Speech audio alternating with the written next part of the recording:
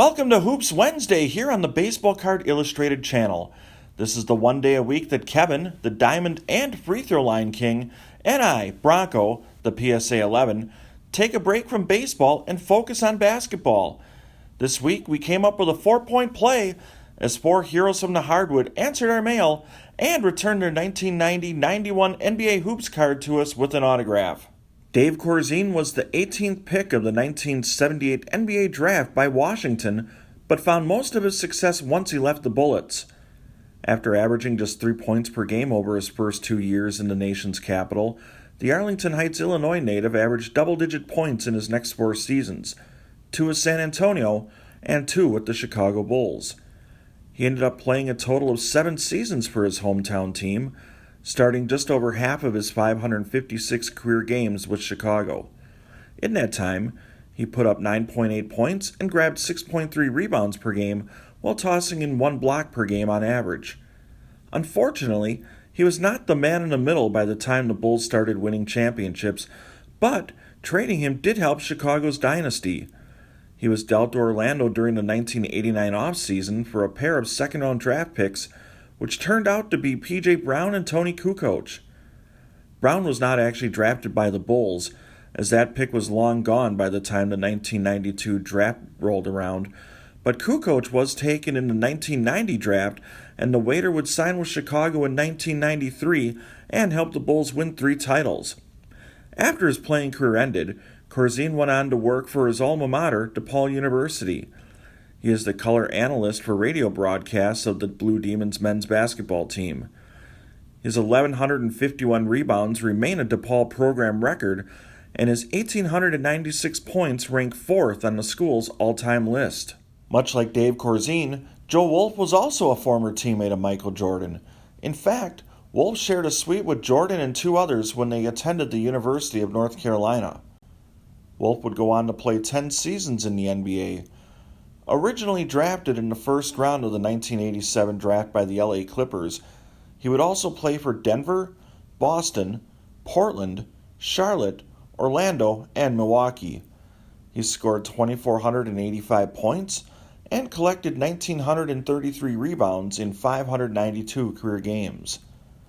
After hanging up his sneakers, Wolf went into coaching. He has worked in the CBA, the NBA Developmental League, and the NBA with Brooklyn and Milwaukee. His most recent stop on the coaching carousel came as head coach of the Greensboro Storm in the NBA G League. Prior to his collegiate and pro success, Wolf was a standout at Kohler High School in Wisconsin. In fact, he was voted as the best high school player in state history during a vote in 2005. Alex English was one of the best scorers in the NBA throughout the 1980s and is a member of the Basketball Hall of Fame. In fact, English was so proficient at putting the ball in the hoop that he netted at least 25 points per game for 8 straight seasons for the Denver Nuggets, starting in the 1981-82 campaign and lasting through the 89-90 season.